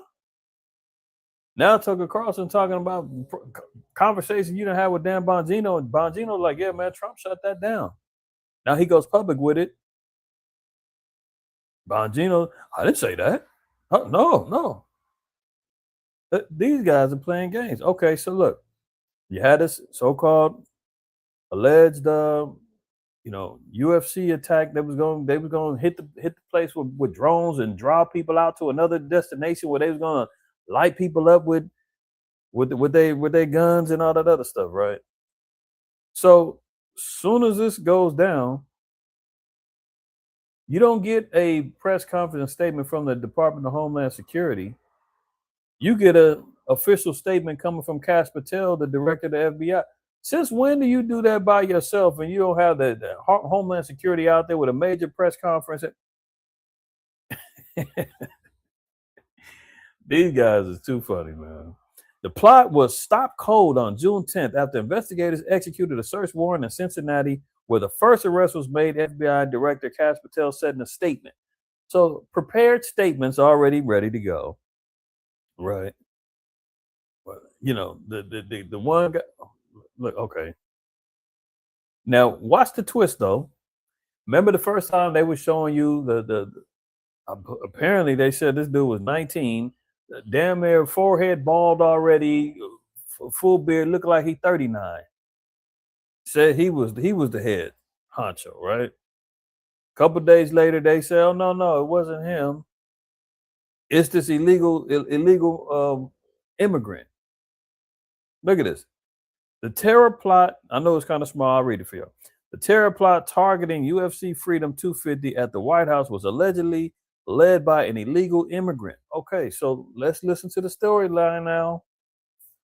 Agent Orange, all these assassination attempts bolstered him up to prominence into this big old bulletproof Homelander figure before he got elected. That assassination attempt that he allegedly shut down and wanted quieted got all the MAGA hats going crazy. The Latinos for Trump, everybody was out there. They can't stop him. What'd he do? They pick him up. We all know that was some WWF type stuff. He gets knocked down. They cut his ear. He gets up bleeding. What they do? They stand him up and let him pose again and say, fight, fight, fight. When does that ever happen, man? Assassination, they're supposed to be scrambling to protect him, get him up out of there. No, after the shooting, they pick him up so he can get somebody can take another headshot. You haven't caught the shooter yet. You don't know what's going on. You got one shot off, or however many shots off. Next thing you know, they lifting him up for another shot, so he can say fight, fight, fight, and carry on. What? Okay. But did it work? Did it get him elected? Did it help his persona? Sure did. So what have they been doing? Damn near for the last 3-4 months, it's been assassination attempt after assassination attempt, shooting near him. Why? What's coming up? Oh, the midterms in November. His approval rating is down bad right now. His failures with the war, the economy, the gas, everything's looking bad right now. Oh, guess what? ICE got their budget. They're running rampant. What do we need? You need another excuse to say, this is why we need, this was a good move by our president. Because look what happened. An illegal immigrant was the head honcho that almost got a whole UFC event lit up with drones and AR-15s. So we got to get these illegals up out of here, man. Bravo, President Trump. Look, the Trump plot targeting UFC Freedom 250 at the White House was allegedly led by an illegal immigrant, according to DHS. Officials say Mexican national Abraham Hermosilio Alvarez was arrested by the FBI in Omaha on the day of the event before ICE lodged a detainer against him. The administration says Alvarez was the ringleader of the failed attack and will face justice before being deported from the U.S. Alvarez came to the United States as a child and was granted deportation relief through DACA by the Obama administration. And ironically, hasn't Trump and Obama been going back and forth in the news lately? Didn't they just did something in Obama's honor a couple of days ago? Oh, so there's another player in the game. Oh, Obama's DACA, the decision, the DREAM Act. Oh, it's his fault. Let me let this play, man. You can't make this up. Lidman, crafting really cleaning can't. tools since You really 1896. I'm trying to make it. I'm trying to say that it just can't be this. All right, team, listen up. I've changed my mind. Nationwide search for suspect in the alleged plot to attack the UFC event at the White House, leading investigators to Abraham Alvarez, an illegal immigrant from Mexico. He's accused of being the ringleader. I mean, and he's cheesing in his mugshot as if like he's still thinking this is all part of the whole plan. Like they get these little patsies, man, these guys who could be, mental patients, who knows what. They thinking this is all a game. Yeah, don't worry. Those are blanks. Don't worry. The drones don't work. Yeah, we're going to do this. We'll pay you some money. Make sure you connect with these guys. We're going to hook you up. He's still thinking, hey, geez, this is cool. All right, let me continue. And he was arrested in Omaha, Nebraska. Sheriff Aaron Hansen is the sheriff of... It was a library. Okay, throughout the library for Obama. Douglas County, Nebraska. Thank you for being here. Here's the file folder that we have on him. Charged with conspiracy to commit murder, conspiracy to commit violence on White House grounds, and an illegal alien from Mexico. He was granted DACA, which is the Dreamer policy. That was in 2014 under the Obama administration. He's quite smiley there in his mugshot. What else do you know? Well, thanks, Dana. I know that I'm very proud of our Douglas County Sheriff's Office investigators who work collaboratively with our partners in the Omaha Police Department and State Patrol to help assist this FBI-led investigation against Abraham Alvarez. I mean, this terrorist plot could have endangered the lives of multiple people at the UFC 250 event at the White House. The parents turned in another cat. It wasn't him, Bayan. Mind you, they said 5 people were arrested, but they got 20 suspects. No other arrests. They just needed those 5. You trying to tell me none of these 5 have snitched on each other yet and gave some more names to go get some more people picked up out of the 20? Come on, man. Y'all seen first 48. As soon as they opened up the door of the damn interrogation room, Ray said, "Man, it was Jesse. Jesse did it. I was just in the car. I didn't know. I ain't taking no charge for somebody else." They get to singing quick. So they got 5 people arrested, right? 20 other suspects. They ain't touching nobody else yet. All right, let me continue. that day, and it could have even endangered the life of the president. And what's frustrating for me as sheriff, Dana, as someone who has a statutory obligation to keep my community safe, is that Alvarez never should have been here to begin with. He shouldn't have been in Omaha. See, there goes a twist. This would have never happened if he wasn't an illegal.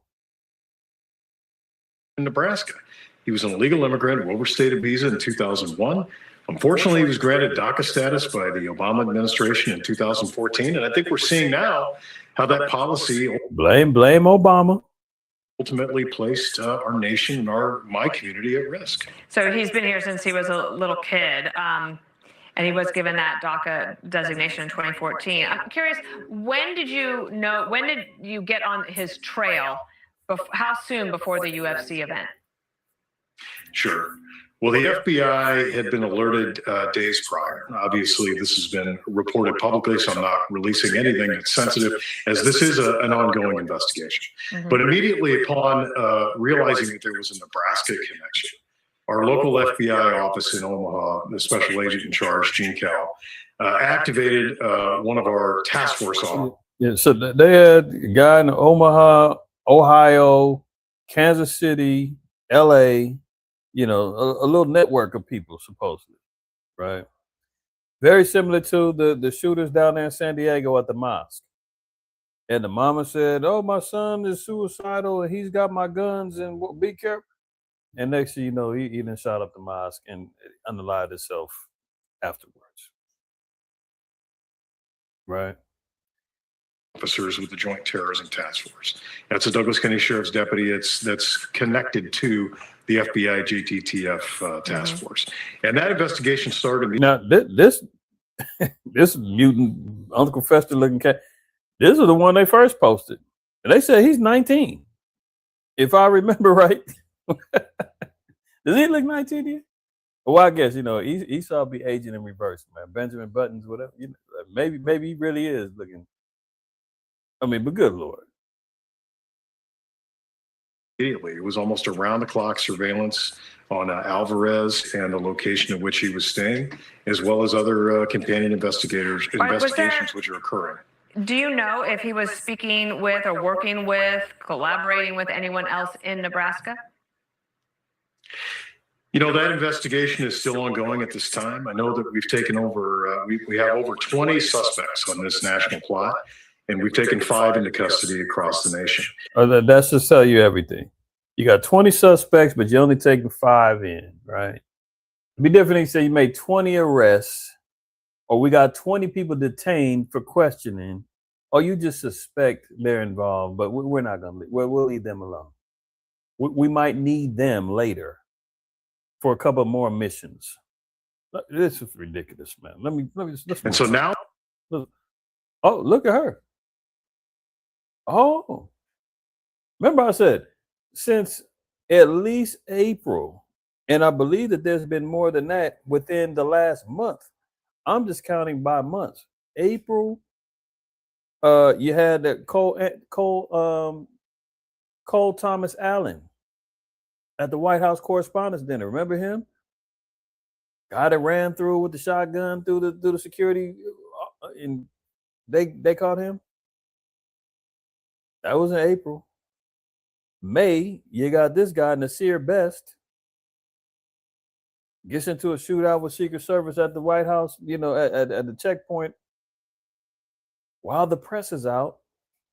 Great timing. Now you just had the UFC event in June. So he's just, look at the track record. No, let me let her go. Oh, President Trump has said a deal is close, only for the two sides to remain far apart.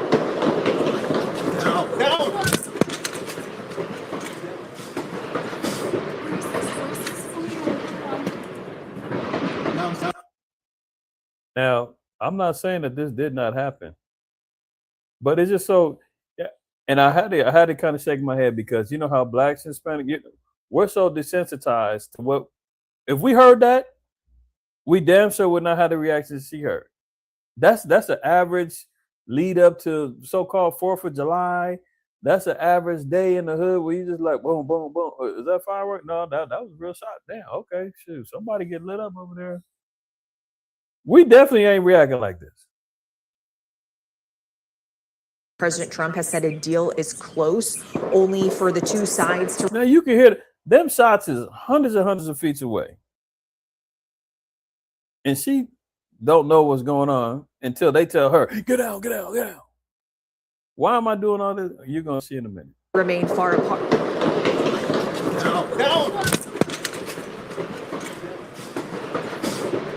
They needed to show the caption, oh, those were gunshots.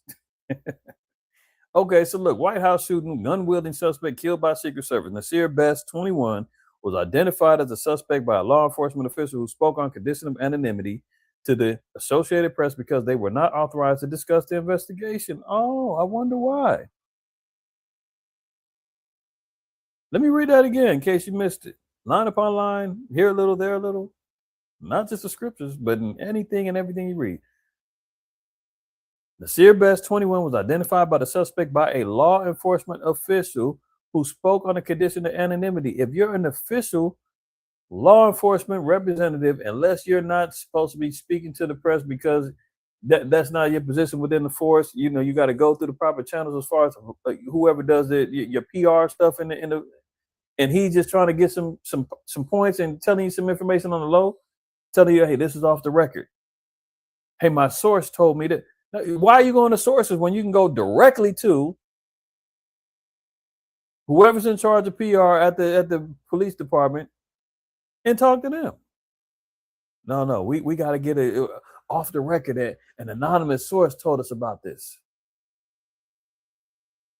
Mind you, there's still I have yet to see a picture, anything of this guy. The Associated Press, because they were not authorized to discuss the investigation, they're not authorized to even speak on this investigation, but we're going to leak something to the press. Okay. The Secret Service said in a preliminary statement on X, not to the public, on social media, that, quote, he pulled a weapon from his bag in the area of 17th Street and Pennsylvania Avenue shortly after 6 p.m. Eastern and began firing. They said this guy has a history of mental illness. He was running up there talking about he's Jesus and pulled the weapon out, and they had to lay him down. And they've had interactions with him before. Still no pictures. I haven't seen him. Don't know nothing. The Secret Service says we'll put a statement out on social media. We're not talking to the press right now. Just so happens the press is talking about the peace deal, and there's another news outlet did the same thing. It looked like it was a green screen background too, and the reporter female, she gets hit, and she runs. These official stories that they're putting out, man, and whether it's true or not doesn't really matter. The fact that they lie so much that you got to scratch your head and question whether or not it's true, that's the issue. Where it's like, damn, you can't trust nothing that they say, even if it was real. It's like the boy that cried wolf. You don't know when it's real and when it isn't. Look at this. I had to flashback, and I remember watching these years ago. This is CNN. They're reporting on the Gulf War. This is not a movie. This is not some skit. This ain't Saturday Night Live. This is a legitimate CNN reporter saying that they're reporting on the Gulf War back in the early 90s. And just watch this. What we had intended was simply to go to Charles Jaco for an update about what was happening in Kuwait City this morning. We want to roll the video right before he was supposed to go on the air, and you'll see what happened as he was preparing to do a live report to us back here in Atlanta. Can we roll that now? Hey, could somebody please put that? Ah, Jesus Christ! Wow.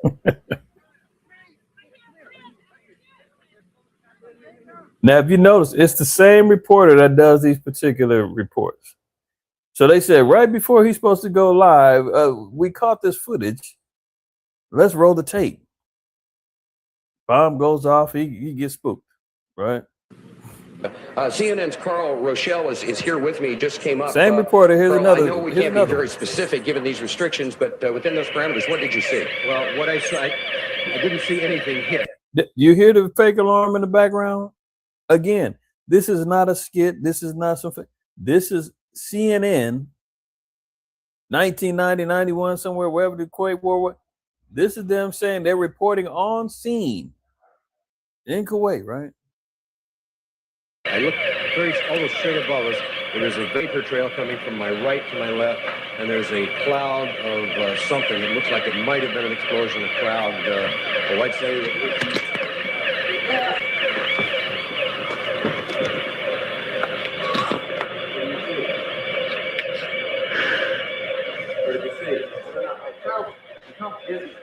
You can't make this up, man. CNN, Cool Nigga News, Clinton News Network, whatever you want to, the acronym you want to use, right? In the middle, in the middle of a report, the gas man just happens to be right there. One throws on the gas mask, the other one throws on the damn helmet. Which is it? Is it incoming bomb or is it the damn gas? Good Lord. Okay.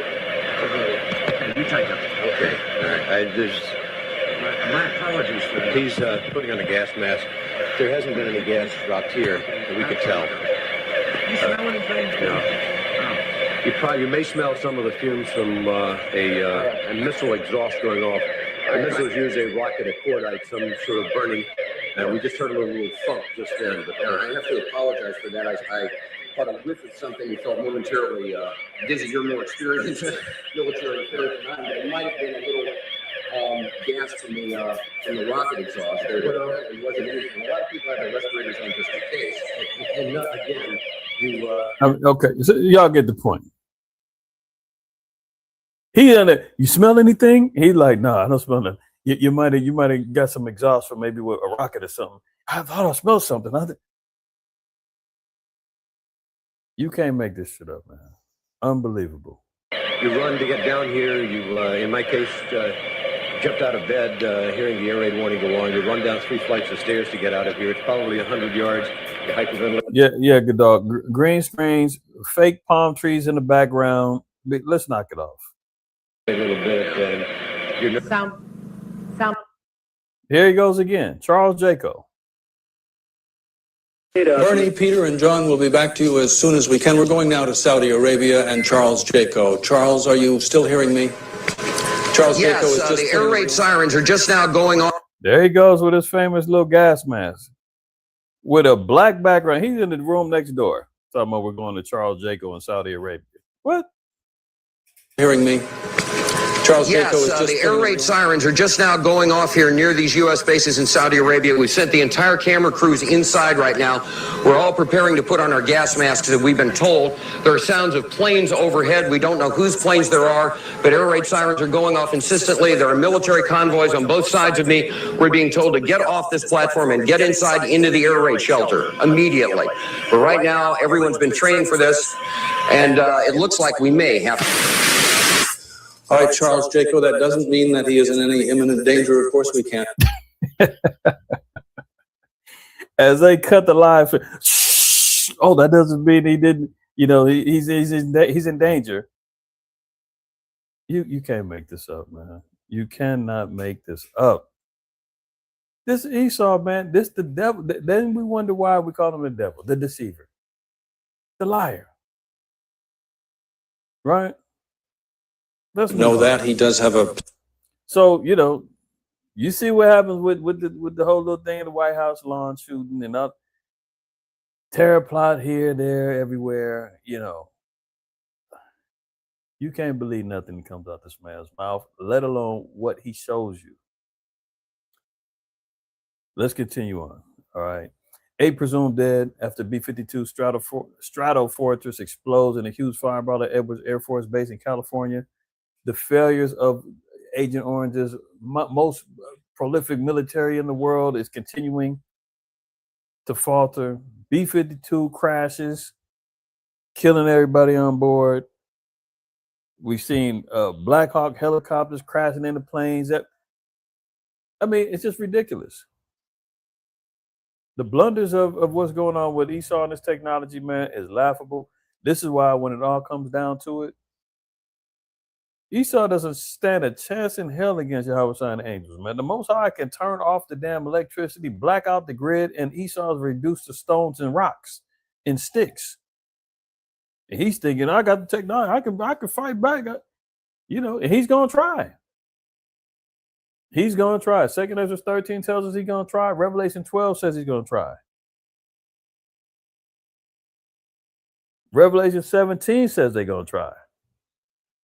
But ultimately, they're gonna submit to the Lamb, man. They're gonna get destroyed and be brought in chains. 2 Ezra 13 specifically says they're gonna get brought in chains as slaves.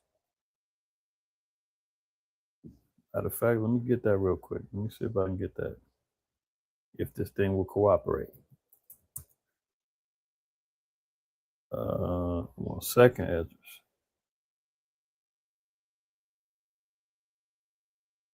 $13 and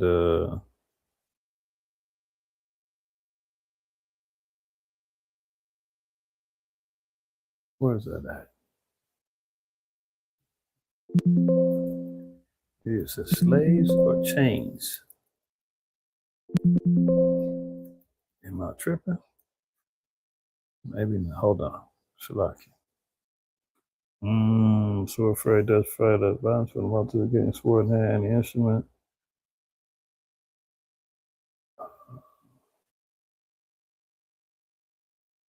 And here we go.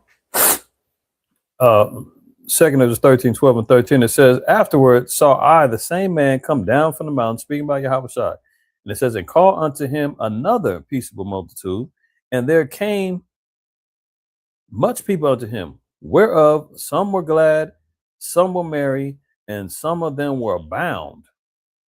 And others, some brought of them that were offered. Then was I sick through the great fear, and I awaked and said.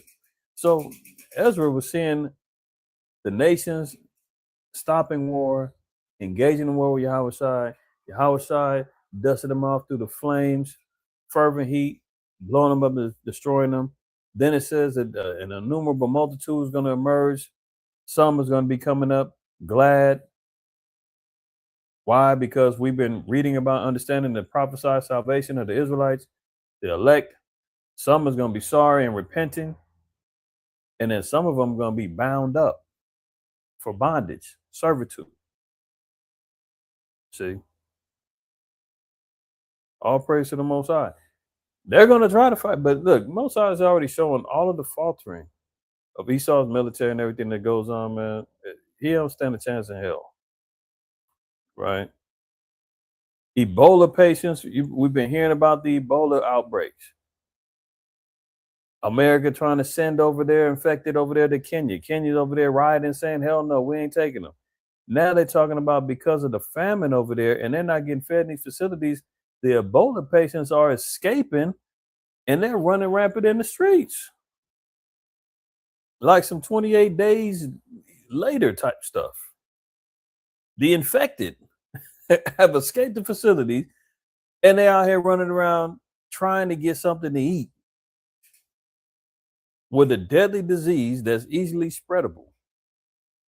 Ebola patients flee treatment centers in Congo for food as hunger crisis deepens.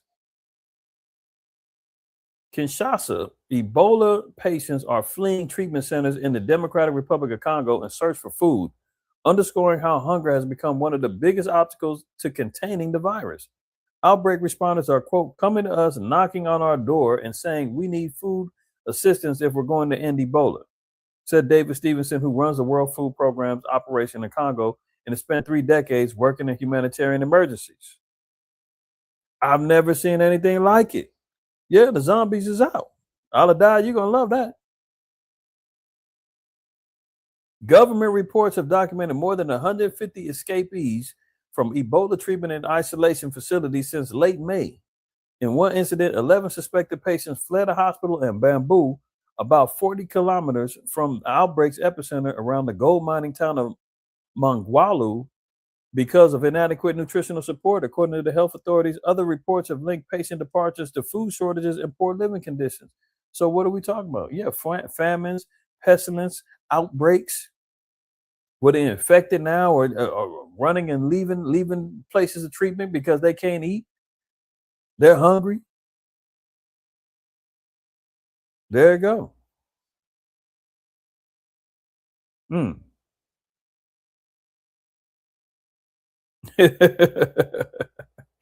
That's a good point, Oscar Riley said. They have a lot of strength to be so sick and hungry. Yeah, you breaking out of facilities, plotting to get up out of there. Something ain't right. And look, and this guy said, hey, he's never seen anything like it. Knocking on the door. We're hungry. Open the door. We coming to take it. Isn't that what 2 Ezra 15 says too? Let's look at 15 real quick. Woe to them, woe to the world and them that dwell therein. For the sword and their destruction draweth nigh, and one people shall stand up and fight against another, and swords in their hand. For there shall be sedition among men, and invading one another. They shall not regard their kings nor princes, and the course of their actions shall stand in their power. A man shall desire to go into a city and shall not be able, for because of their pride the city shall be troubled, the houses shall be destroyed, and men shall be afraid. A man shall have no pity upon his neighbor, but shall destroy their houses with the sword and spoil their goods because of the lack of bread and for great tribulation.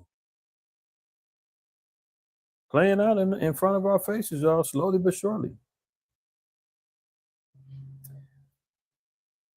This right here, I couldn't help but look at it. I said, it's over. Look at it. Ball busting is the torturous fetish exploding in popularity among men. Brothers, you're not misreading that. Sisters, you're not misreading that. Kids, cover your ears up, close your eyes, unless you're mature enough through your parents' teaching and rearing up to understand what we're talking about. There is an exploding fetish among men, supposed men. These are males. These are not men, who love having their testicles blasted and kicked and maimed for pleasure. This got to be some Edomite stuff. This is why the Lord calls them heathens. Uncivilized, demonic, animal type heathens, man. Weird fetishes like this, man. Look, getting hit in the testicles may sound like the worst case scenario for most men, but there are some who find it secretly pleasurable. Known as ball busting, this kink is, you guessed it, all having pain inflicted on your sack. I can't finish reading this, man. It's unbelievable. All right. I'm gonna try to get through it. I'm squirming as I'm reading it. If you're thinking there's no way that's sexually pleasurable, here's the kicker. It ranks in the top 10 kinks for the corn. That's with a C. You can read it for yourself. Site clips for sale in 2026. Sitting night. Top 10 fetish kinks. On the site of fornication in the debauchery and adultery, a corn site, ranking top 10 people are watching and paying. Look, it says clips for sale. This is obviously pay for viewing. Watching this. This data is particularly for sodomite male content. However, sex experts Gigi and Gali and Becky Crepsley Fox explained it's popular among men of all sexual orientations, man. Good Lord. All right. You see why this place got to burn. This place got to go. You see what happens when the wicked are in control of the earth. See what happens when you give Esau a little leeway, man. All hell breaks loose, man. Every door of debauchery, adultery, fornication, madness, everything opens up, man. And then nothing gets held back under his rule. Top 10 about guys, man. This is completely Deuteronomy 23. Verse 1. He that is wounded in the stones or hath his privy member cut off shall not enter into the congregation of Yahweh. The Most High you cannot even have your how do we say this? Listen, there ain't no transformers, transmissions, males, let alone females. You can't come into the congregation of the Most High with that cut off, right? These guys are running around here getting purposefully wounded in their stones. And then you got these goofy Israelites and Christians talking about God loves everybody. Come on in. We're all going to have equal salvation. How you know, man, this dude don't have a goddamn kink? He's getting blasted in his nuts every damn minute. And talking about how much he loves the children of Israel and wants to repent and he's willing to serve. And a goofy Negro is going to be like, oh, praises. You're going to be a good servant. And salvation for you too, brother. Come on over with us. Let alone he got wounded stones all up and down. I mean, this is why you can't take these heathens in. You don't know what the hell's going on. And here they go. I got to get off of this. All right, look. License plate cameras will soon track phones, wearables, infotainment, and even your pets. Just add this to the list of things I've been talking about, covering and sharing regarding the B system, the digital lockdown grid that they're trying to get established, Agenda 2030, the B system that's all encompassing buying, selling, the whole nine. I've covered this, talking about even the wearables. Bill Gates has a patent on the wearable technologies. You're talking the iPhones, the Fitbits. They've got chains. They got all kind of stuff that's all electronically being able to be locked into the Beast Grid system. Let alone all the cars got the damn black boxes that's can get shut down in a minute with OnStar and all. OnStar was doing that years ago, but let alone all of the 2026 cars now, facial recognition, the cars will shut down, slow down if you ain't making eye contact with the cameras and all kind of stuff. Cameras all over the streets. They ain't just watching you to make sure you're not running a red light or that you're speeding. They're going to download and track all the information that's within your phones to see if you're a dissident, to see if you're seditious, to see if you're part of the B system. Track and classify all data. And then they got your license plate so that when it's time to knock on the door, open up, Secret Service, open up, government, open up, SWAT. We've been monitoring you under NSPM 7. We see that you're seditious against America, you're anti-Christian, you're anti-this, we're locking you up. FEMA camp, it's waiting for you. You're in a dorm with 80,000 other people.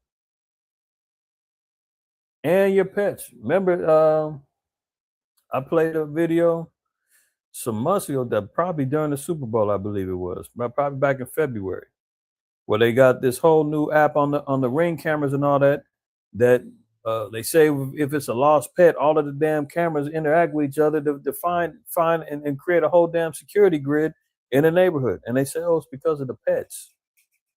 Isn't it what they did before, where they said, well, we'll microchip your pet, in case it gets lost? I mean, Esau's not slick, man. He's using the same things. So the cameras for the license plate, they're going to scan the phone, the tablets, iPhone watches, the Fitbits, all the wearables, the AirTags, everything. That's part of the B system. They're spreading the grid out. It's all here. I don't know what else our people need to see to know that we're living in biblical times for real. Look at this maniac, man. Down there in Argentina, expanding on the B system. President of Argentina, Javier Milei, he says AI will free us. That's a quote. I didn't make that up. Javier Milei swings his reform chainsaw through Argentina. His hope for is that foreign investors and executives will flock to his freshly deregulated economy. But now the president is looking to lure a new breed of business to Argentina, companies that doesn't have any executives or even any employees at all. Look what he's saying. He's trying to lure businesses that don't have executives or employees. We keep talking about how AI is going to take our jobs and everything else, right? He's embracing it as already Argentina's got 300% inflation. That place is damn near collapsed as it is. And he's saying the answer is AI. The country's National Congress is wrestling with an overhaul of the 50-year-old Companies Act aimed at attracting investors with a familiar array of tax breaks and foreign currency perks. But amid the bill's workday menu of incentives lurks a proposal that is revolutionary even by Malay's radical standards. The president proposes to to grant legal status to quote non-human corporations. Businesses that are run entirely by AI. If fully automated, they might not have any human staff or shareholders whatsoever. Machine-run companies could, quote, own assets, hire employees, participate in international trade, sue you in court, and even donate to political campaigns. Skynet, anyone? I know Bayan, you talking about Terminator. Yeah, this is it right here. Fully automated, autonomous machines running whole businesses and everything else. He's saying, bring it on. That's our freedom. Argentina is effed. But look at this. Now, I don't know the context of this whole conversation because it is a clip, but she's elaborating on how AI has infiltrated into quote unquote religion. Going back to religion, when you are praying to God, right? And you like, what should I do? You know what I'm saying? Yeah. AI is going to give you the answer based off of the scripture that you believe in. Like you get to get an answer immediately now. You used to have to wait for the signs and live your life and talk to people and look for it in your journey of what the answer is. But now you can ask the question based off of all the text and all the analyzations of all the pastors and preachers, it can give you an answer. Right, but with you knowing the capabilities of the artificial intelligence, then now it's up to you to have the power to resist that. That's based off of you knowing, but majority of people don't know. Well, that's why we have platforms like ours, because we're educating them and informing them, and now they'll be more prepared. Yes. No, they ain't gonna be prepared because they're not teaching the truth either. But I give them credit. At least they're acknowledging and showing how AI is now infiltrated into religious circles. I remember years ago, they had these damn preachers were using AI to create their sermons for them. And the people were reacting like, we're not feeling this because there was no spirit behind it. I mean, let alone these were Edomite preachers. There ain't no spirit behind them anyway. But the people could tell the difference. And the preachers were like, damn, we can't use AI to draft our sermons for them. Many of them still doing it. You got Peter Thiel. He's talking about the AI revolution and how, religion is going to be overtaken by religion. I mean, religion is going to be overtaken by AI and all this other stuff, right? She talking about how to pray and AI is going to give me all the answers. I ain't got to wait. See, that's the microwave generation. That's why I said in the beginning of that song, in the end, if you want to take the blue pill and microwave popcorn your ass to death, go ahead. Because that's exactly what our people are waiting on. They want a fast turnover rate. They want answers right now. God, I'm praying. How do I pray? How am I going to get what I'm praying for? AI says, I'll tell you. You have a whole conversation with AI now.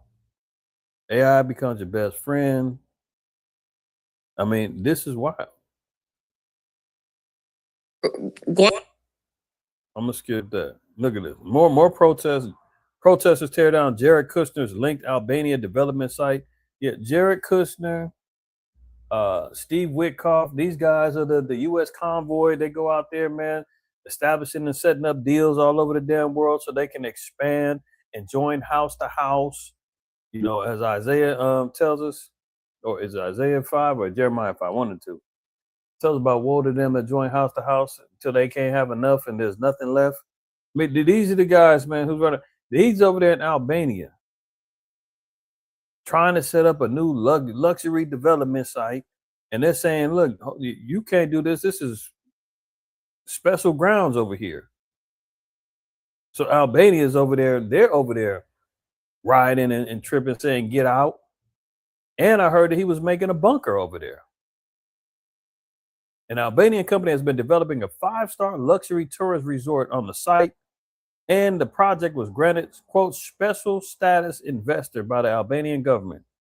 Some 200 protesters on Saturday tore down metal and razor wire fences surrounding a luxury development site on Albania's Adriatic coast in another sign of growing anger against construction in environmentally sensitive areas. Albanians have been protesting for weeks against a planned luxury resort backed by a company linked to Jared Kushner, the son-in-law of U.S. President Donald Trump, near Vlora, which is famed for its flamingos and turtle nesting sites. So the Albanians is hot. The Italians and the rest of the European Union is hot. I mean, Bolivia, they down there riding. I mean, what more do we need to see? And there they go. They just keep going, expanding. They want more land, more, you know, what's the scripture say? They covered fields in Micah 2. So they destroy a man and his heritage and his household.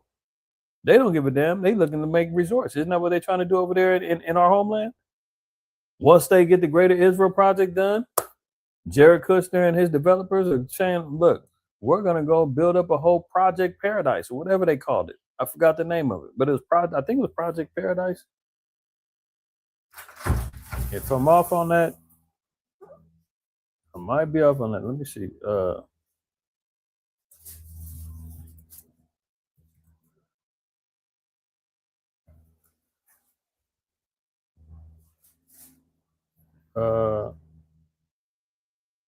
No.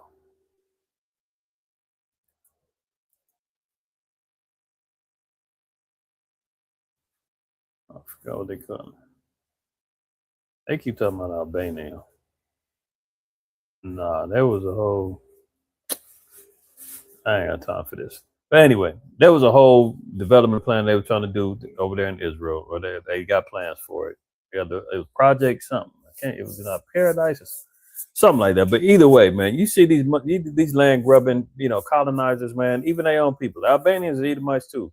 They just speaking a different damn dialect, but they don't care. They do not care. They want everything. They want it all, right? So with that being understood, man, hopefully, brothers and sisters, man, you seeing the greater picture, man. We got to move in wisdom. You got to move in discipline. You got to move with more discernment, circumspect, as the scriptures say, man. That's what we need, because our enemies, man, they scouring around, grabbing land here, destroying there. Meanwhile, earthquakes is happening, tornadoes is happening, uprisings of the people is happening, famine is happening. Ebola patients is escaping, running out rampant in the streets trying to find food. AI is over here advising people how to damn pray. Trump saying let 60 days pass by and then we're going to see what happens with this war thing. I mean, the proverbial saying, all hell is breaking loose, applies now and moving forward, right? So with that being said, man, your brother's going to go get up out of here, man. We got closing Shabbat class, man, 4:15 today. MOTC, tap in, tune in. If you're available, do that. If not, check it out on the back end. And if for any of y'all that did not see the new moon class I did this past Sunday about the apotheosis of Washington and, the founding fathers and all that, go tune in, get some more understanding, get some more knowledge, and build your portfolio of understanding, because that's some real insight regarding demonic, idolatrous foundations that America set on, man. Why we have to be set apart and break free from this place, man. So with that being said, man, all praise, honor, and glory to the Most High, Yahweh Shai. Always remember, man, fear the Most High, keep the commandments, don't shoot the messenger. See y'all in a little while.